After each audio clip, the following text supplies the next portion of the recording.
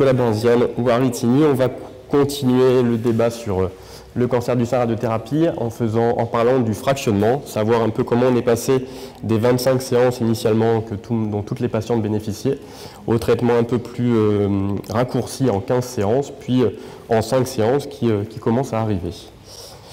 Donc on va détailler un petit peu, on va revoir un peu d'épidémio du cancer du sein, revoir un peu à Bergonié comment ça se passe en radiothérapie, remettre un petit peu de contexte avec les schémas d'irradiation initiaux, puis la place du normofractionné, les avantages que ça va apporter de traiter les patientes en hypofractionné, et justement savoir est-ce qu'il y a un rationnel vraiment radiobiologique dans le traitement en hypofractionné chez les patientes atteintes d'un cancer du sein, et on va détailler dans les carcinomes infiltrants les différents essais qui ont mené au fur et à mesure aux 25 séances, puis 16, 15 séances, puis les 5 séances.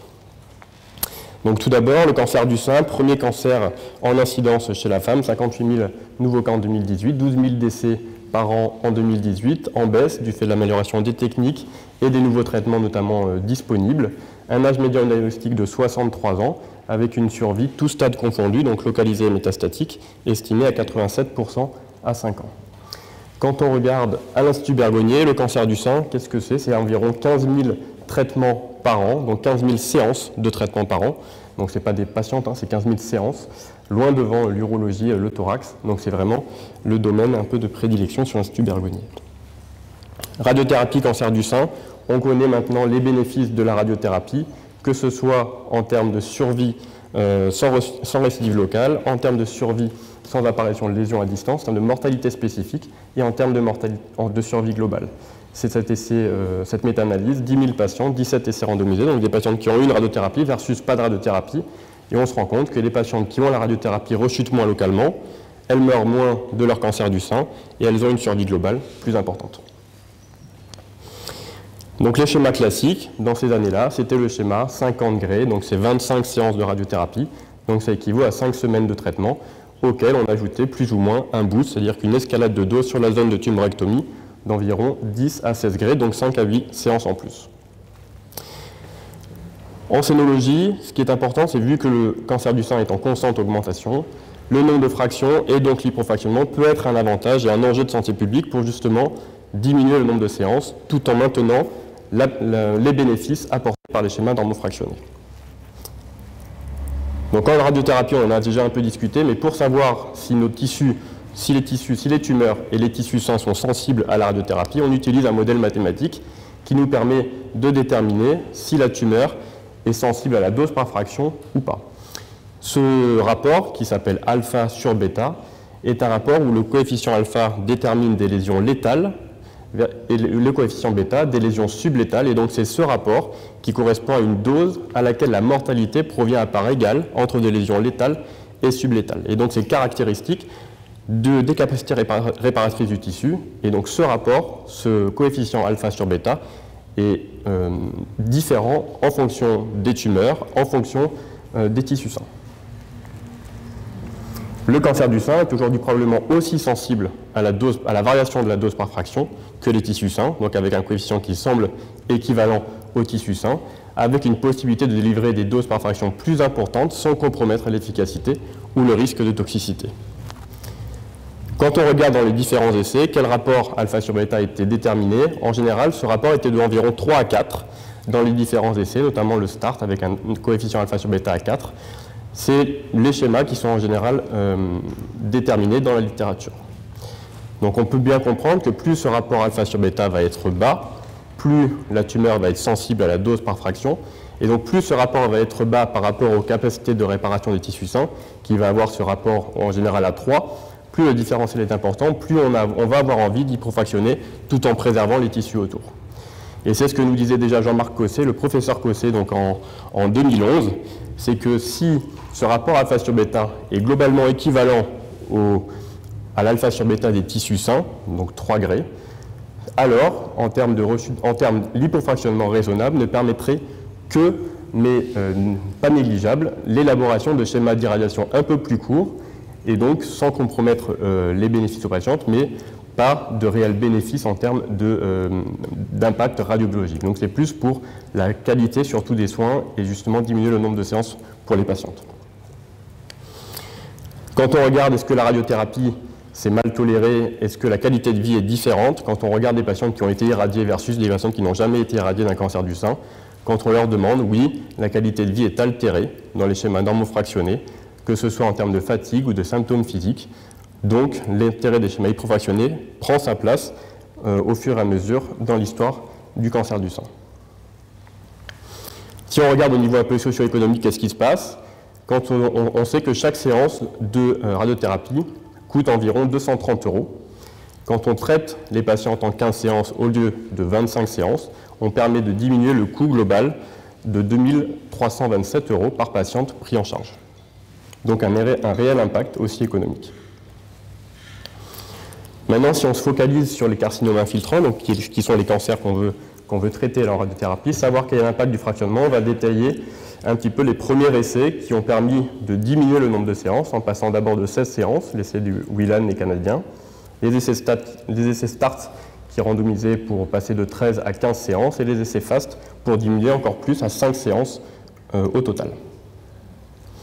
Donc ici ils sont globalement résumés avec donc l'essai Whelan 16 fractions versus le traitement normal 25 fractions, les essais START, le START A qui randomisait 13 fractions versus 25 fractions, et le START B qui randomisait 15 fractions versus 25 fractions, qui est aujourd'hui maintenant le traitement standard.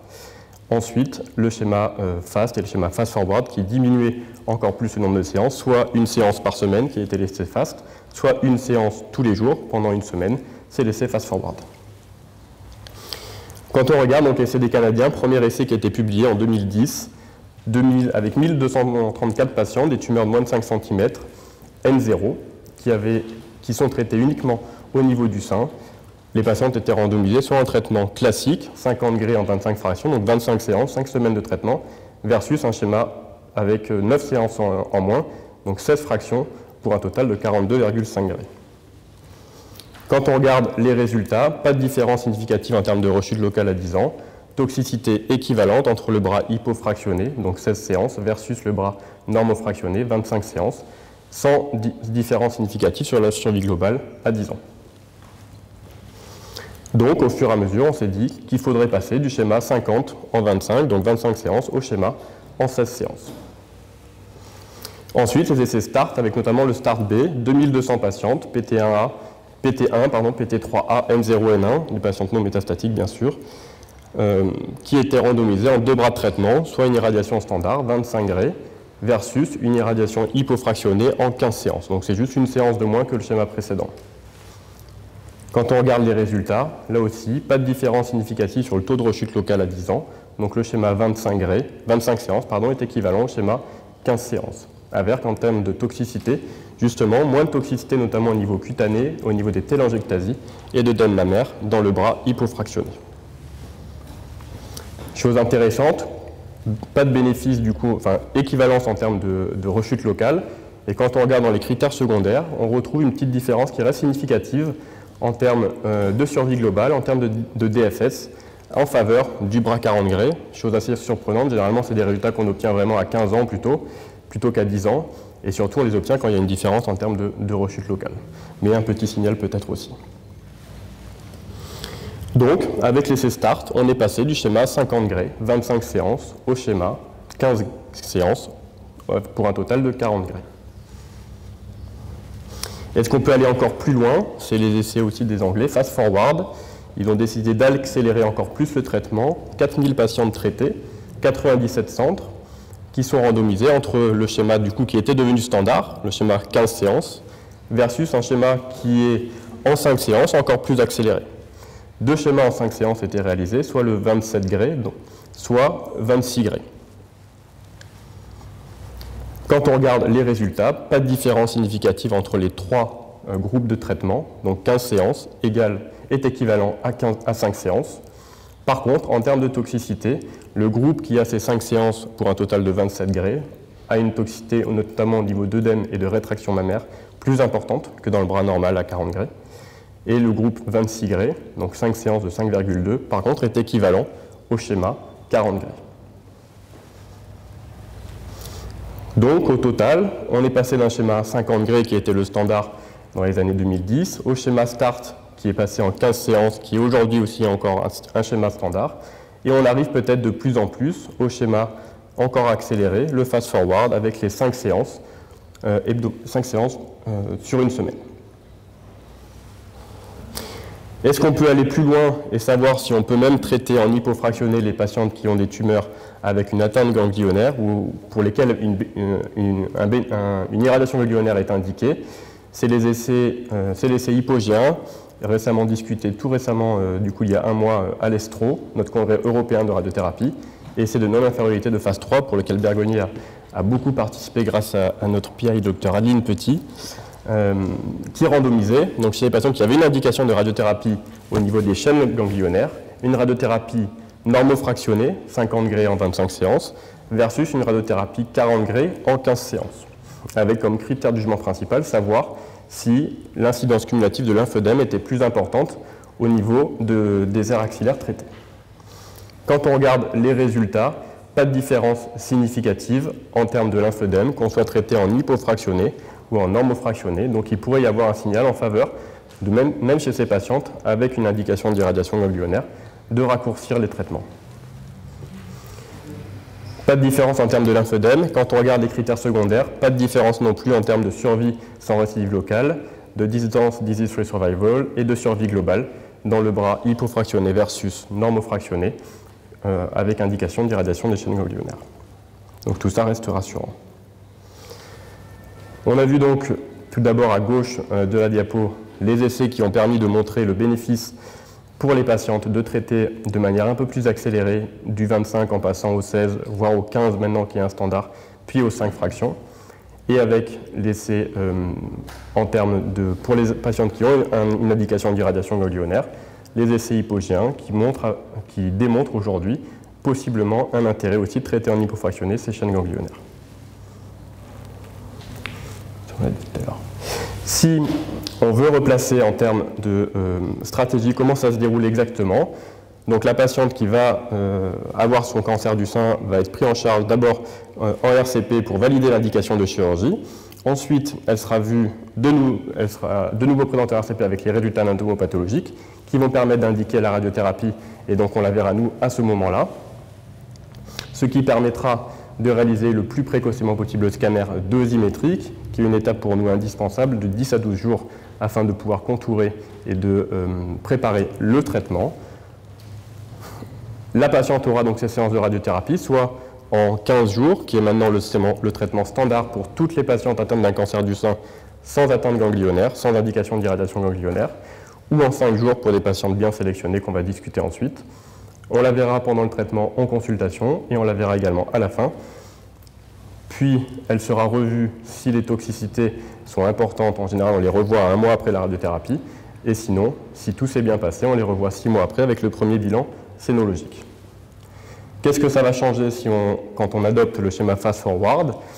On a commencé ce schéma en mars 2022 sur l'Institut Bergonier. Elles sont réévaluées de manière précoce à J10 grâce à l'aide de nos manipulateurs en radiothérapie qui les appellent pour savoir si tout s'est bien passé. S'il y a besoin, on les revoit. Sinon, elles seront revues après à 6 mois. Aujourd'hui, ce schéma fast-forward, il est réservé pour les patientes de plus de 60 ans avec une chirurgie conservatrice qui ont eu un carcinome infiltrant PT1, PT2 sans atteinte ganglionnaire, RH+, HUR2 négatif et sans embole vasculaire.